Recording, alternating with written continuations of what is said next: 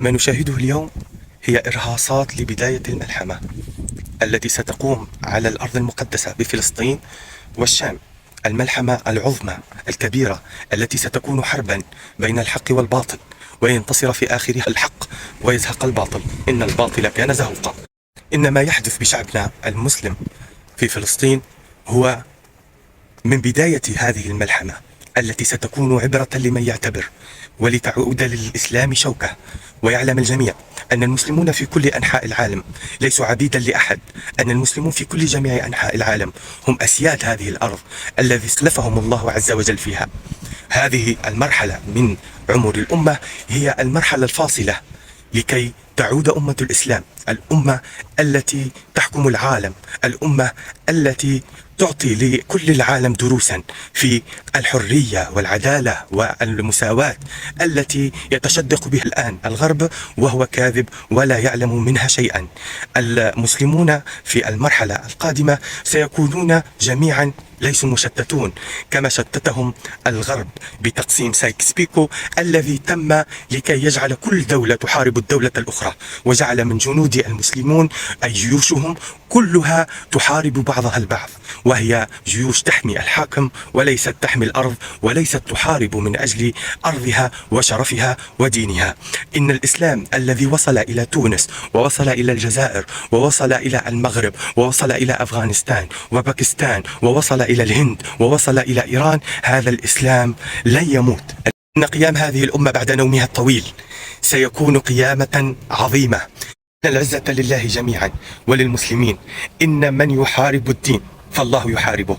إذا اجتمعت هذه الأمة على كلمة واحدة تجمعها فلن يستطيع أحدا تفريقها، ولن يستطيع أحدا استباحة بيضتها. ولأن هذه الأمة تركت سنام الدين ولم تعد تغزو، أصبحت هي الأمة التي يغزوها الناس، أصبحت هي الأمة المستضعفة. ولكن إذا غزونا، والذي تم الآن هو غزو صحيح لا شائبة عليه، غزو قد كان بفضل الله عز وجل.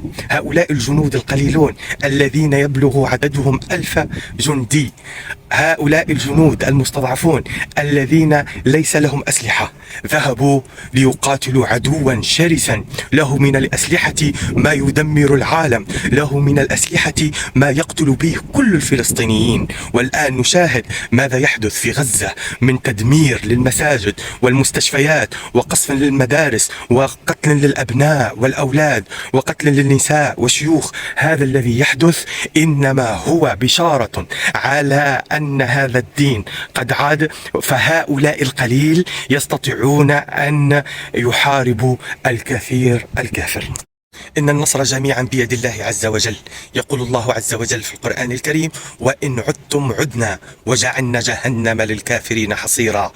إن بعودتنا لقتال هذا العدو الغاصب الذي اغتصب أرضنا ومقدساتنا وقتل أبنائنا وشرد أمة كاملة من ديارهم خارجين إلى الشتات، إنما هو نصر من عند الله عز وجل. فإن عدتم عدنا، نحن عدنا إلى قتال هذا العدو، نحن عدنا إلى قتال هؤلاء الظالمين، نحن عدنا إلى قتال هذا العدو الظالم الذي يقتل الأطفال والنساء والشيوخ والآمنين في بلد مقدس كبيت المقدس. نحن عدنا لقتاله. وإن عدتم عدنا، فإن الله عز وجل سيعود بنصره علينا إن شاء الله عز وجل. إن شاء الله ستسمعون البشريات من بيت المقدس، ستسمعون البشريات من جوار المسجد الأقصى، ستسمعون التكبير والتهليل لنبشركم بإذن الله عز وجل بالفتح الكبير إن شاء الله، وعودة كل مظلوم قد أخذ بيته. الحق لا يهدى، الحق يؤخذ بالقوة، الحق يفتك. نحن سنفتك حقوقنا بإذن الله، نحن سنفتك حقوقنا بإذن الله. هذه أيام عصيبة، أيام عزة تنتظر هذه الأمة. هذه الأيام أيام نصر، وأيام فتح. فأبشروا يا مسلمون، إن الأيام القادمة سوف تكون فارقا لهذه الأمة جميعا. إن الأيام القادمة ستصبح عيدا لنا. إن الأيام القادمة ستكون بشارة من بشارات رسول الله صلى الله عليه وسلم. إن هؤلاء هم مرابطون على أعتاب المسجد الأقصى. إن هؤلاء مرابطون موتاهم بإذن الله في الجنة. إن هؤلاء مرابطون دعواهم بإذن الله مجابة. إن هؤلاء مرابطون يقتلون فلا يموتون، بل هم أحياء عند ربهم يرزقون.